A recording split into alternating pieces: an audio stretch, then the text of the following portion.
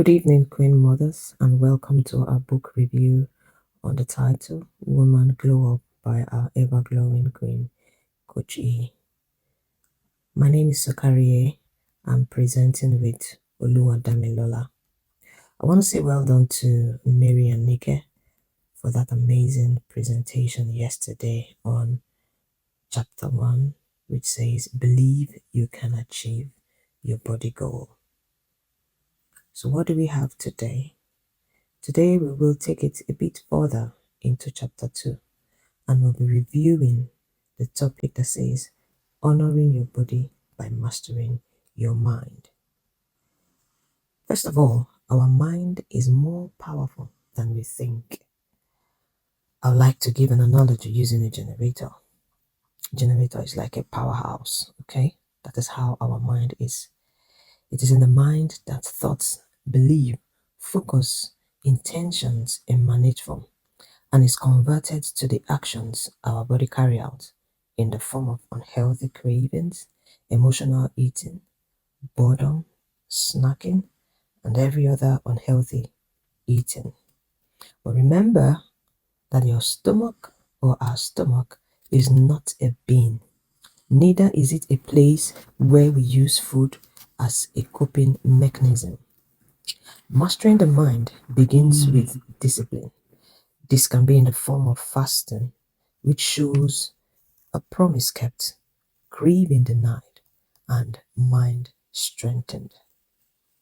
In honoring our mind, we need to eat mindfully and also live mindfully, which brings about connection to what truly nourishes our body.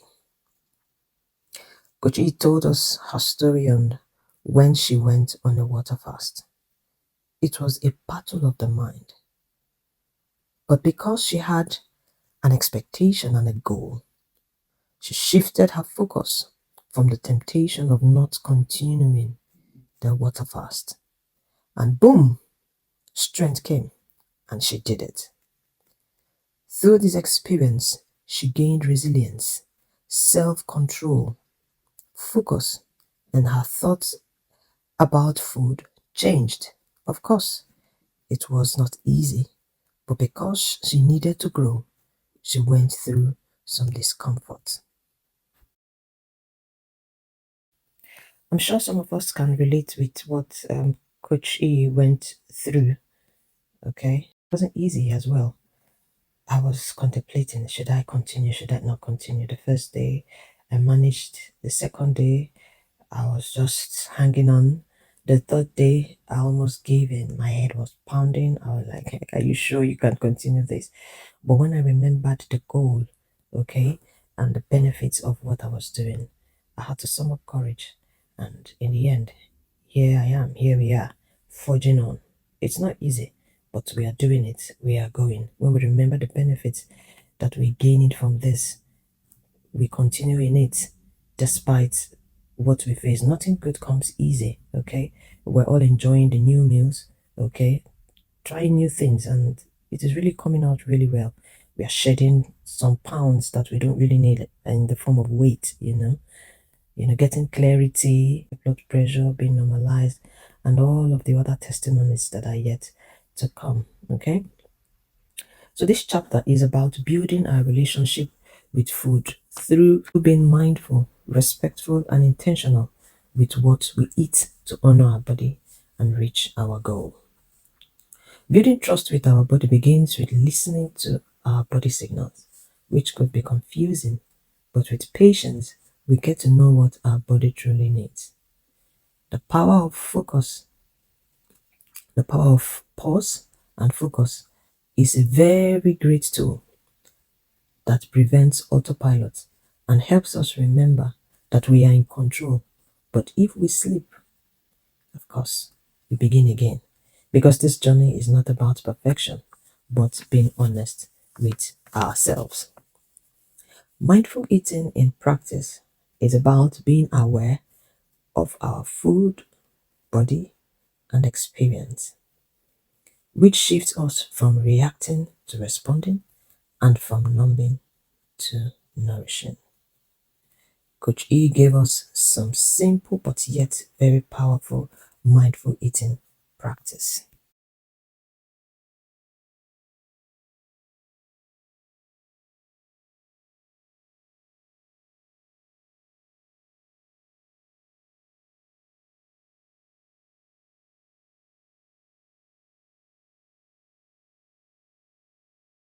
So some of these simple yet powerful mindful eating practices are as follows. One, we start with gratitude. This turns a meal into a moment of connection by pausing, acknowledging the food, the energy, the effort, and the life it represents. Number two talks about eliminate distractions. This makes room for presence. Let's try and avoid multitasking while eating. Some of us do it.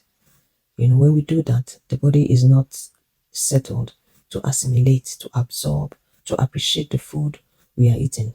So it denies the body of fullness, satisfaction, and taste. Eating in silence or gentle stillness opens us to presence and clarity. Number three is eating slowly. This allows us to savor, appreciate, and fully receive God's provided nourishment. In chewing thoughtfully, we notice the texture, temperature, flavor, and sensations. By so doing, we are practicing patience, presence, and appreciation for our body. Number four, listen to hunger and fullness. Respect the temple. Our body is a temple, and mindful eating respects it, which reflects self control and reverence. Number five, powerful mindful eating practice is checking with your emotions. Just go by, some fatty foods, say, oh, I'm happy, this is just once, let's just do it for now, okay? Sometimes if we're not in a good mood, we could just take some drinks that are not healthy and all of that. So this is telling us to check in with our emotions. If it is an emotion that needs to be taken to God, it says we should take that to God first of all. When we do that, we have some form of clarity, some form of calmness, okay, in our spirit. Then we can now go and eat. Just like when Anna, okay, in the Bible was seeking God's face for a child. Bible says she did not eat nor drink. She poured out her heart to God. It was after then she felt relieved. She had peace in her mind and she was able to eat. And that was when God visited her. Okay? So the last one is make meals, which is number six. Make meals sacred. Honor the moment. Meals should be treated as moments of nourishment. Time to reconnect with self, God, and food. Setting the table using real plates. Set the table, serve yourself as kings and queens, okay, that we are. Being intentional with how we sit, not sitting anyhow, okay? Sit like a queen. Honor yourself, honor your body.